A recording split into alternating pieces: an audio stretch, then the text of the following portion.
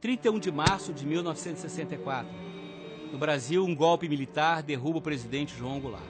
Temerosos com a possibilidade do Brasil se tornar um país comunista, os militares saíram dos quartéis para tomar o poder. Garantiram que seria por pouco tempo, mas a ditadura iria durar 21 anos. Em 13 de dezembro de 1968, já sob a presidência do Marechal Costa e Silva, o governo militar decretou o Ato Institucional número 5, o tristemente famoso AI-5, que deu ao regime poderes absolutos, fechando inclusive o Congresso Nacional. Foram os anos mais tristes da história republicana brasileira. Tentando manter as aparências de uma democracia, o regime militar autorizou a existência de dois partidos políticos: a Arena, que apoiava os militares, e o MDB, que reunia num enorme balaio de gatos o que se poderia chamar de oposição. Além da repressão e da forte censura, a ditadura investia pesado em campanhas ufanistas como "Este é um país que vai para frente", ou "Ninguém segura este país", ou ainda "Brasil, ame-o ou deixe".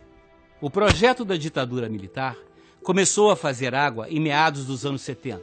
Agravou-se a dívida externa brasileira.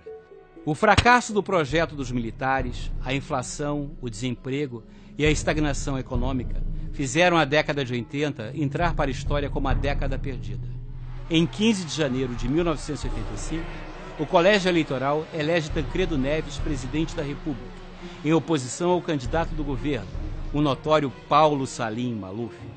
Tancredo Neves, então governador de Minas Gerais, articulou um governo de união nacional. Ao seu lado estava o neto Aécio, 25 anos, braço direito do avô. Infelizmente, na véspera da posse, Tancredo Neves, acometido de grave infecção, foi hospitalizado em Brasília. Depois de longa agonia, Tancredo acabou falecendo em 21 de abril de 1985, dia de Tiradentes, o patrono da independência.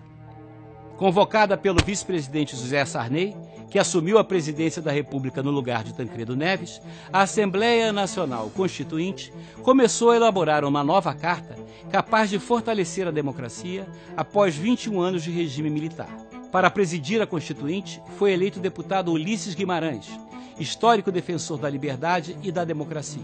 Lá se encontrava, eleito por Minas Gerais, o jovem deputado federal Aécio Neves. Apesar da maioria notadamente conservadora, a Constituição de 1988 tem como característica uma grande influência da social-democracia. E por isso mesmo, quando foi promulgada em 2 de setembro de 1988, acabou batizada de Constituição Cidadã.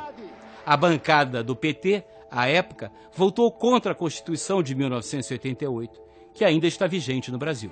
Em 1989, depois de 25 anos, os cidadãos brasileiros foram às urnas para eleger o presidente da República. De um lado estava o ex-governador de Alagoas, Fernando Collor de Mello, famoso por ser caçador de marajás. Do outro, representando a esquerda aglutinada, estava Luiz Inácio Lula da Silva. Fernando Collor elegeu-se presidente e, amparado em ações de propaganda, impôs um estilo de governar autoritário e arrogante.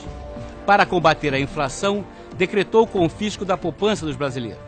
Ao mesmo tempo, Collor de Mello construiu uma vasta rede de corrupção coordenada pelo seu tesoureiro de campanha, Paulo César Farias. Lideradas pelos estudantes dos Caras Pintadas, multidões foram às ruas exigindo a imediata renúncia do presidente corrupto.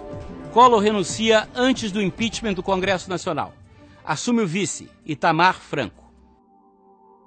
O presidente Itamar Franco convida Fernando Henrique Cardoso para assumir o Ministério da Fazenda, dando-lhe a missão de tentar, mais uma vez, debelar a hiperinflação. Recuperada a confiança na moeda, o Brasil pôde então partir para uma segunda etapa do seu processo de redemocratização. Com o sucesso do Plano Real, Fernando Henrique Cardoso se elege presidente da República logo no primeiro turno. Com Fernando Henrique Cardoso, mais que estabilizar a economia, se aprofundaram os marcos institucionais da democracia no Brasil. Presidente da Câmara dos Deputados, Aécio Neves implementou um pacote ético no Legislativo. Após 2 mandatos consecutivos, Fernando Henrique Cardoso passa a faixa presidencial para Luiz Inácio Lula da Silva. Lula encontrou um país com as contas em ordem, uma moeda estável e com a democracia consolidada. Populista e carismático, Lula decide reescrever a história, propagando que nada de bom havia no Brasil antes do seu governo. instalou o maniqueísmo na política oficial. Quem for contra o governo petista é contra o Brasil. O governo do PT adota campanhas publicitárias triunfalistas, faz ameaças contra a livre manifestação da imprensa, acusa a oposição de entreguista e acaba elegendo Dilma Rousseff, a mãe do PAC, a gerente competente, para dar continuidade ao projeto petista. Após a denúncia da Procuradoria-Geral da República, o Supremo Tribunal Federal condena os envolvidos no mensalão, caracterizado como um ataque criminoso e deliberado contra a democracia e a Constituição do Brasil. O governo Dilma não passa de uma continuação melancólica do governo de Lula. Apresentada por seu mentor como gestora competente, revela-se um fracasso tanto na condução da economia como na política. No plano econômico, o país apresenta os mais baixos índices de crescimento da história republicana. Por outro lado, a inflação ganha corpo. A crise da infraestrutura é generalizada. Faltam estradas, portos, aeroportos e energia. A saúde, a educação, a segurança, os sistemas de mobilidade urbana, nada atende bem a população, que cada vez mais revoltada, explode aqui e ali em manifestações violentas. Para completar a série de escândalos que se sucedem diariamente, abre-se agora a caixa preta da Petrobras. O Brasil se encontra frente a uma encruzilhada histórica.